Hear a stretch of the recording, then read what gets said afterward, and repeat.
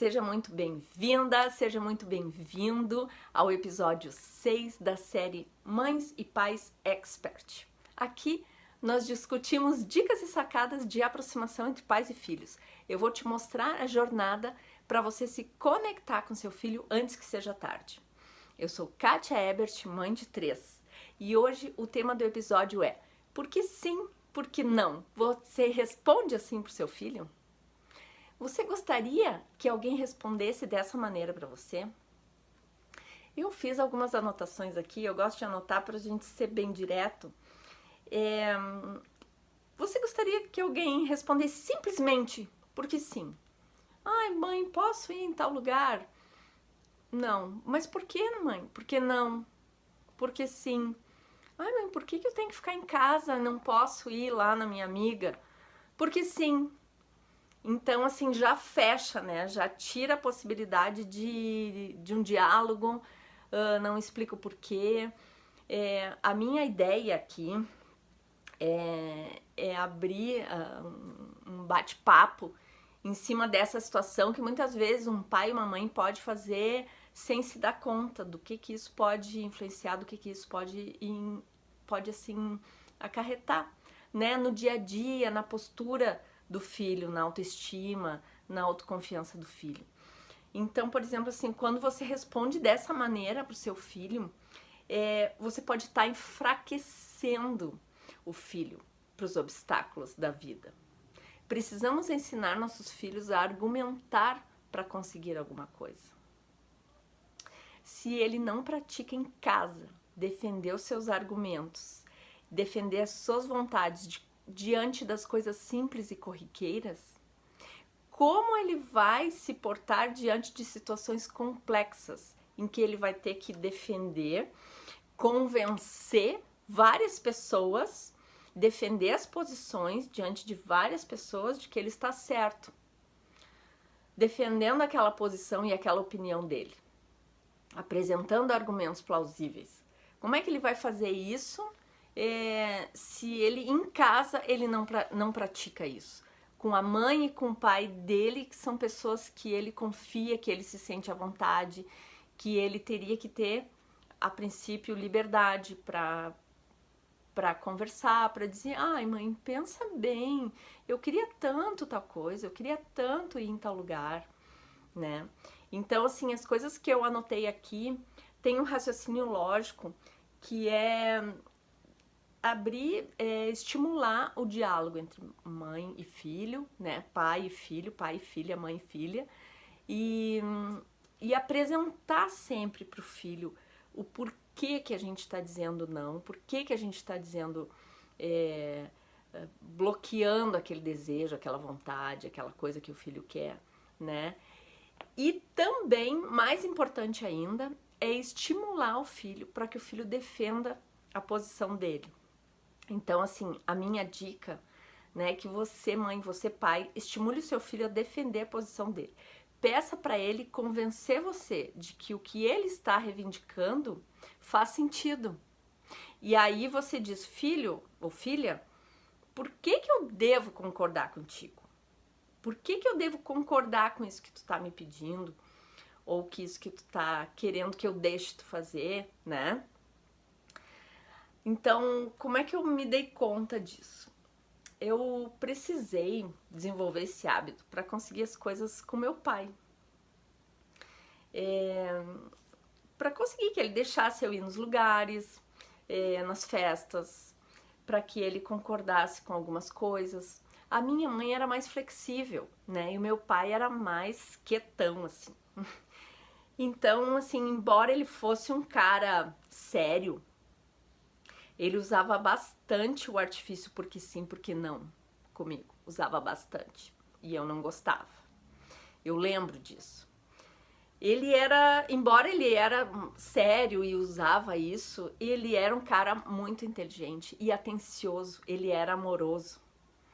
E ele era receptivo, ele era aberto quando eu chegava para conversar com ele. Ele era muito aberto comigo.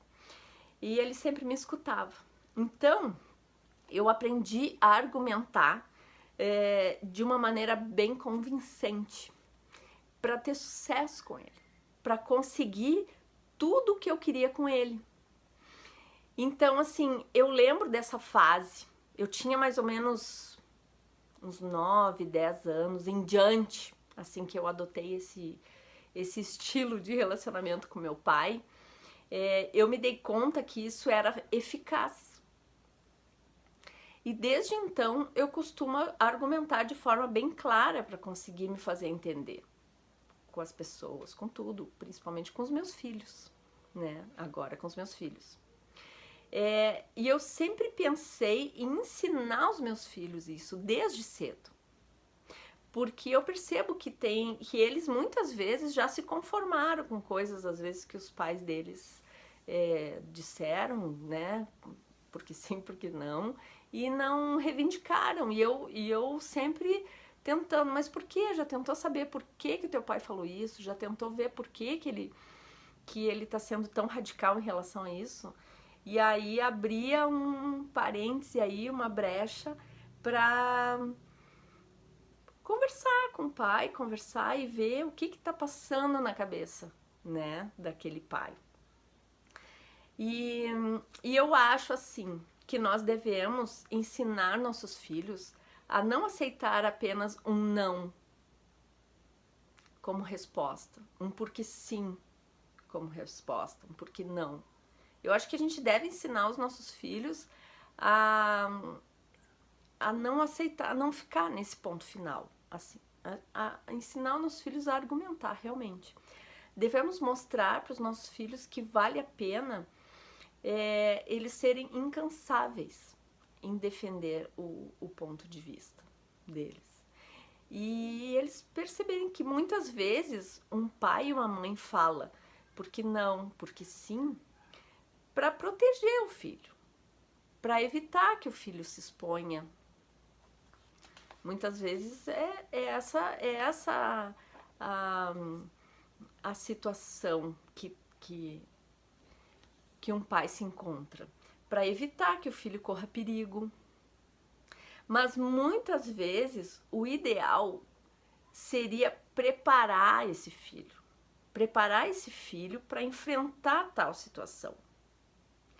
Preparar esse filho para realmente estar seguro, para fazer tal coisa, para ir a tal lugar. E esse pai, essa mãe, muitas vezes, às vezes ainda não sabe, pois os filhos vão amadurecendo. Olha o que eu anotei aqui. Os filhos vão amadurecendo, e se não tivermos um contato diário, regular com os filhos, nós podemos não estar atualizados nas novas capacidades e habilidades desse filho. E por isso é tão importante você não responder dessa maneira para o seu filho. O benefício de você estimular o seu filho a convencer você a mudar de ideia é que vai desenvolver no seu filho a prática em encontrar argumentos para defender o ponto de vista dele nas mais variadas situações. E nada melhor que começar em casa, com você, mãe, com você, pai. Pois ele vai aprender a não ter preguiça de defender o seu ponto de vista. Pois isso cansa, dá trabalho. Defender o ponto de vista dá trabalho. É exaustivo. E muitas vezes, para nos fazer entender, precisamos repetir várias vezes. E também explicar de várias maneiras, com mais clareza de ideias, até com mais calma, até a pessoa entender, até a pessoa que está lá do outro lado entender, né? E isso dá trabalho, a gente precisa ter calma, a gente precisa ter uma certa inteligência emocional, porque quando a gente precisa explicar, a gente precisa recuar, né? Dar um passo para trás, respirar fundo e lembrar, né, os argumentos, tudo que a gente tem certeza e tem convicção que aquilo é real, que aquilo é factível, que aquilo realmente a gente tem certeza que aquela posição já está consagrada na nossa cabeça. No caso, na cabeça do filho, para o filho convencer a gente de deixar ele fazer alguma coisa, deixar ir em algum lugar, alguma coisa assim, né? E é claro que o pai ou a mãe pode até entender o ponto de vista desse filho. E mesmo assim, não concordar. Quando o pai e a mãe entendem o ponto de vista do filho, o filho quer ir em tal lugar, quer fazer tal coisa, o pai e a mãe podem não concordar. E nesse caso, cabe ao filho entender o seu pai e sua mãe. E daí sim, deverá explicar, daí nesse momento, o pai e a mãe devem realmente explicar o motivo desse porque sim e porque não. Aí então chega a hora desse pai e dessa mãe dizer: tudo bem, filho, a mãe te entende, a mãe compreende, a mãe tem empatia nisso que tu tá me falando, mas eu vou te falar então por que eu não quero que tu faça tal coisa, por que eu não quero que tu vá a tal lugar. Por causa disso, disso e disso, eu tenho tal e tal conhecimento, eu já passei por isso, na época que eu passei por isso era assim, assim, assado. Aí também cabe o pai ter consciência, ter maturidade de saber que os tempos mudaram, os tempos são outros. Então, muitas vezes a gente precisa recuar e analisar, né, qual é a situação atual. Às vezes a situação atual é muito pior do que quando a gente era jovem, né? Se for alguma situação assim de sair de um lugar, enfim. E se a gente não estimular o nosso filho a defender o ponto de vista dele em casa, na infância ou na adolescência, ele poderá se tornar uma pessoa conformada. Nosso filho pode se tornar uma pessoa conformada, uma pessoa, tá bom, tá ok. Quando eu vejo uma criança reivindicando, às vezes até brigando, às vezes até, como é que eu vou dizer assim, uma criança meio teimosa, sabe?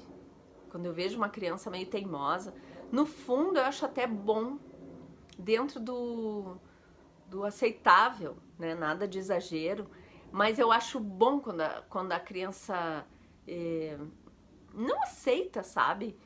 Que é sinal que essa criança vai ser um adulto que também não vai aceitar as injustiças calado, não vai aceitar coisas assim calado. Então, eu gostava quando eu via os meus filhos assim, não aceitando e reivindicando, né? E realmente, hoje, graças a Deus, eles são adolescentes, adultos já. Meus filhos já são praticamente adultos. A Thaís tem 23 anos, a gente tá falando hoje é janeiro de 2020.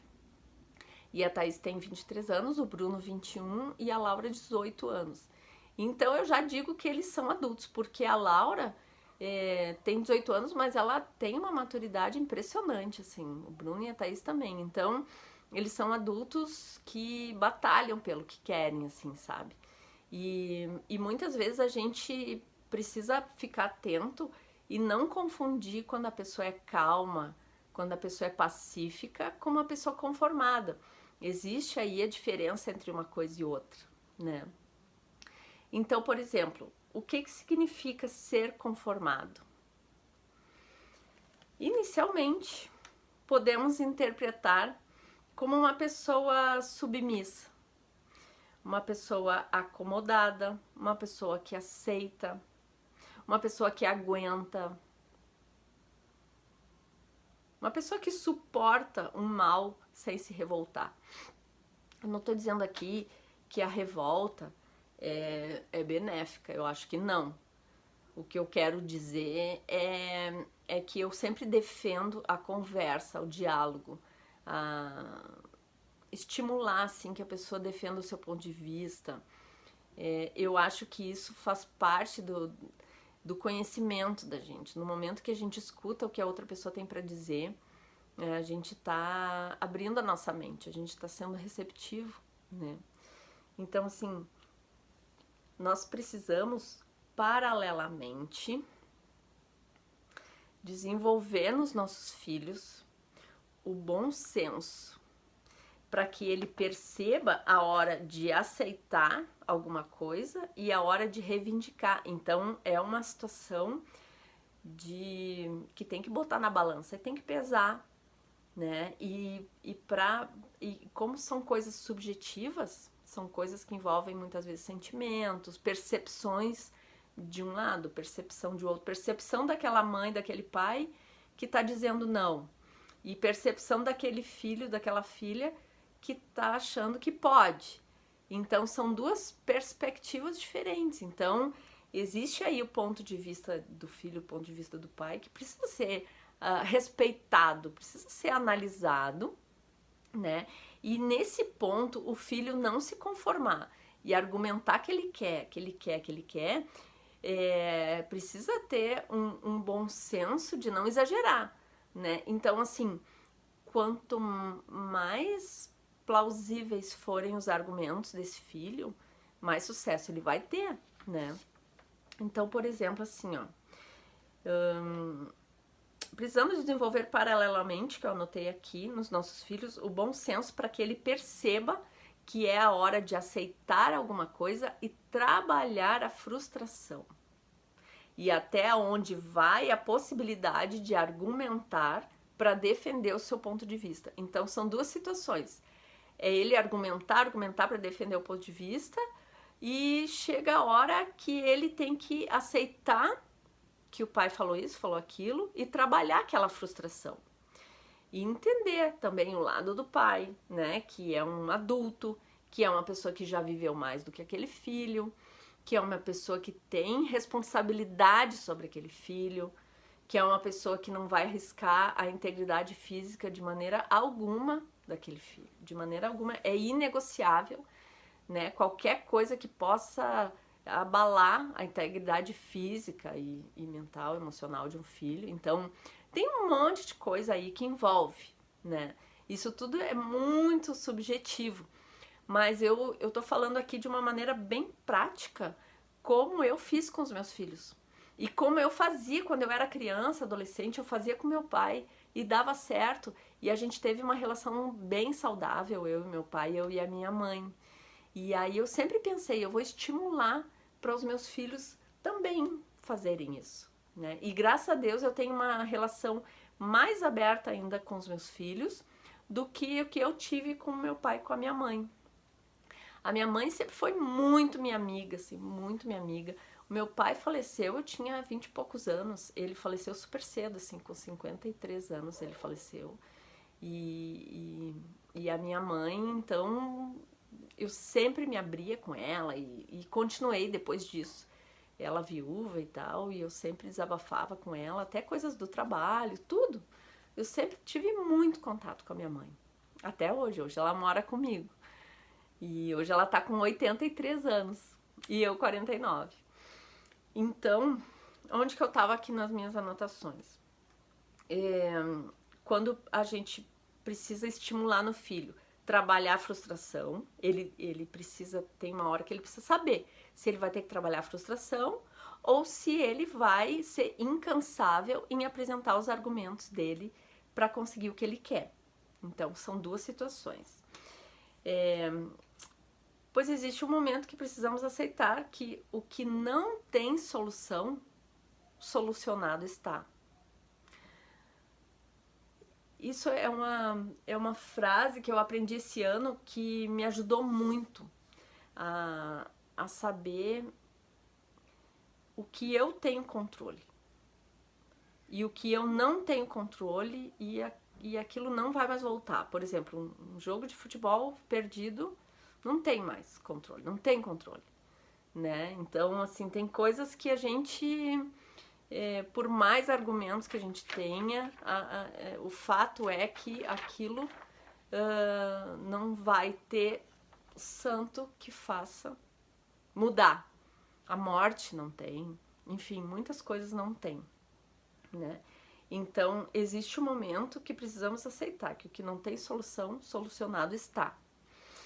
E a outra maneira eficaz de ensinar isso é que se o que ele está pedindo, ele precisa analisar algumas coisinhas. Então a gente pode enumerar alguns critérios práticos e bem básicos e que vão ajudar a elucidar as ideias. Por exemplo, o que o seu filho ou sua filha está pedindo não infringe, não depende de outra pessoa? Se depende de outra pessoa, ele tem que aceitar e trabalhar à vontade da outra pessoa.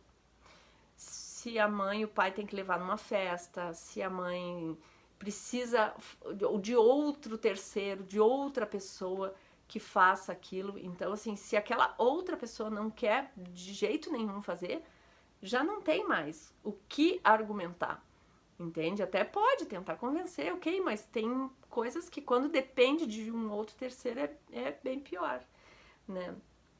Isso é um ponto. O outro ponto é, se aquilo que o filho ou a filha quer, tá pedindo e tal, não infringe as leis, tudo bem, vai adiante. Agora, se infringe as leis mesmo, se infringe as leis, se é ilícito, então já é um ponto em que sabemos que não tem negociação, não pode ir adiante, né? Por exemplo, usar drogas, além de fazer mal, além de ser ilícito, além de tudo isso, correr muitos riscos,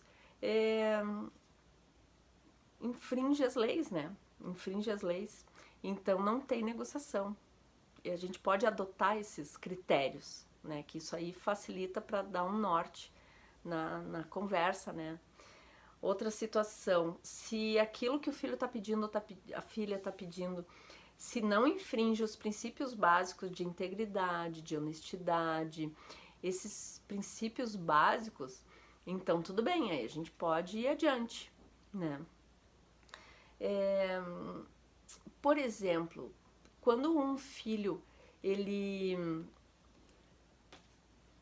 quer muito uma coisa, a gente percebe que ele quer muito uma coisa e a gente, do fundo do coração, tá aberto a escutar os argumentos que aquele filho pode vir trazer para que a gente se convença do contrário, a gente pode até levar isso de uma forma assim, bem descontraída, levar como se fosse até uma brincadeira que vai estimular muito o filho para ele fazer isso com todas as coisas da vida dele, todas as situações que ele precisa defender os critérios, é o seguinte, é fazer o filho defender uma tese, como se fosse uma tese de doutorado. Aí pode até montar uma banca com jurados, enfim, pode até levar na brincadeira a situação. Por exemplo, vamos supor que seja quer fazer uma viagem, que a princípio o pai e a mãe não querem deixar, quer fazer um passeio com os amigos, com um namorado recente, quer fazer alguma coisa assim. Então, vamos supor se é uma situação dessa categoria, esse filho pode reunir todas as ideias, todos os argumentos, todas as informações que podem ajudar para que esse pai e essa mãe volte atrás e deixe e aceite aquilo que esse filho está pedindo. Então, se for numa conotação assim de brincadeira, uma coisa positiva, é bem legal. Isso vai estimulando o filho para que o filho aprenda a, por exemplo, assim, até fazer um brainstorming de opções e estimular a criatividade do filho para que identifique cada vez mais vantagens no pai e na mãe deixar aquilo acontecer, entende? Então, cada vez mais vantagens esse filho vai apresentar, porque o filho está do outro lado. O filho está de um lado que o pai e a mãe não tá. Então, o filho está vivendo aquilo, está convivendo com pessoas que têm relação com aquilo que ele quer pedir, que ele quer um sim, que ele quer convencer o pai. O filho está vivenciando aquilo, e o pai e a mãe não. Então, assim, esse filho, também é importante que esse filho entenda o lado do pai e da mãe. E a gente precisa falar pro filho abertamente. Filho, a mãe simplesmente não vê possibilidade de te deixar fazer isso, ou concordar com alguma coisa. Então, assim, e abrir o coração. Eu acho que tudo na base do diálogo e do amor se resolve, né? Pode ser que não seja sempre no sim, na concordância, mas pelo menos aquela pessoa vai ter toda aquela explicação, e eu acho que isso é uma questão de respeito, é uma questão de consideração. Eu lembro uma vez aconteceu com o Bruno, ele queria ir num lugar, numa outra cidade, ele era mocinho, assim, ó, não sei se ele tinha 16 anos, e ele disse, mãe, me leva em tal lugar, na estação do trem. E eu, mas como que tu vai daí até o lugar? Ah, eu vou pegar um Uber, um táxi. Naquela época era mais táxi que falava, né? Isso faz uns 4, 5 anos, eu acho. Ou mais. E eu tava super ocupada, assim, super ocupada. Eu tava em casa, ele me ligou de última hora, não planejou nada. Pra eu levar ele, eu ia perder uns 20 minutos ou meia hora. Aqueles minutos seriam terríveis pra mim. E quando ele me pediu aquilo, eu imaginei ele na estação do trem de Porto Alegre, aqui a gente tá em Porto Alegre, no Rio Grande do Sul, né? Na estação Mercado, eu imaginei ele e já tava anoitecendo e era um pouco inverno, assim. Eu imaginei aquela situação, me deu uma sensação, me deu um medo que acontecesse alguma coisa com ele, e alguma coisa no sentido de assalto, alguma coisa com a integridade física dele. Me deu um aperto no coração, e eu fui muito franca com ele, muito franca com ele. E foi bem sério isso pra ele, porque ele já namorava, e a namorada dele muito querida e tal, e ela ia estar lá aguardando ele com os amigos, com os familiares dela, da mãe dela, todo mundo. E o Bruno então tinha ido mais tarde porque ficou jogando futebol, não sei o que aconteceu, que ele ia mais tarde e ia ir sozinho até o lugar. E eu fiquei muito, muito, muito preocupada, e eu abri o jogo. Olha, filho, mesmo que a mãe consiga te levar até o trem, se a mãe não tivesse tão ocupada aqui fazendo essa atividade, esse trabalho, não me lembro direito o que era.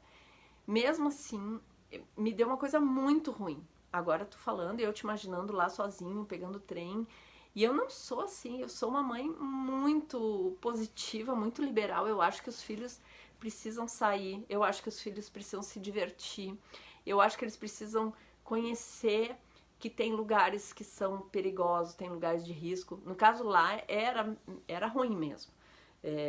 O mercado público, a estação de trem à noite, não é um lugar muito bom assim para um adolescente, para ninguém, né?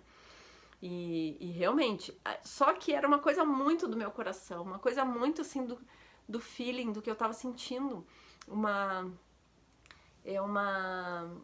Como é que se diz quando a pessoa tem uma intuição? É coisa boa. Eu tava com pressentimento. Me veio a palavra agora na cabeça. Eu tava com pressentimento que se Bruno fosse sozinho naquele lugar de noite, realmente poderia acontecer alguma coisa ruim com ele. E eu pedi. Eu disse, filho, o que a mãe vai te pedir é meio maluco, assim, mas eu tô tão, tão, tão angustiada. Mandei uma mensagem pro pai dele. Eu disse, ai, por favor, não deixa o Bruno ir. Não sei por que tá me dando uma coisa tão ruim. Eu não sou assim, normalmente eu sou muito otimista. Normalmente eu acho que vai dar sempre tudo certo. Eu acho que tem que cuidar das situações onde vai para não ir em lugar perigoso e tudo, mas o meu normal é achar que eles precisam se divertir, precisam sair, precisam curtir a juventude, né? Porque, por exemplo, no caso, os meus 3 filhos são estudiosos, são responsáveis, então eles merecem realmente curtir o lado bom da vida. Então eu sempre tive essa mentalidade. E naquele dia eu disse isso pro Bruno. Eu vou pedir que tu use tua sensibilidade de filho e entenda que a mãe tá preocupada, a mãe ficou com uma coisa inexplicável, assim, uma sensação muito ruim, um pressentimento. E ele não foi. E eu agradeci muito ele, muito mesmo. E há um tempo atrás a gente conversou sobre isso e eu falei, lembra aquela vez que eu pedi pra ti não ir? E ele disse assim, eu lembro, mãe, aquilo eu nunca te falei pra não te deixar triste, mas foi um problemão, assim, porque ele deixou muita gente esperando, o pessoal ficou chateado, a namorada dele ficou bem chateada, então, assim, ele realmente demonstrou uma empatia com o que eu tava sentindo, assim, eu fiquei muito agradecida, sabe? E graças a Deus ele não foi, deu tudo certo no final da história, né? A namorada dele entendeu, tudo certinho. Mas então é isso, eu acho que se a gente se abrir, se a gente falar abertamente, se a gente for muito sincero e honesto com o que a gente tá sentindo, se a gente for verdadeiro, a gente consegue desenvolver essas habilidades nos nossos filhos e na gente também. Eu acho que é um processo que a gente vai evoluindo junto com os filhos. Então, essa é a minha dica de hoje, nesse vídeo, nesse episódio, que é estimule o seu filho a defender a sua posição. Estimule o seu filho a convencer você que o que ele está pedindo faz sentido, você deixar ele fazer, você deixar ele ir em tal lugar, que a ideia dele tem fundamento. Estimule ele a defender isso. É isso aí. E eu sou Kátia Ebert, mãe de 3. Te vejo no próximo episódio. Beijos!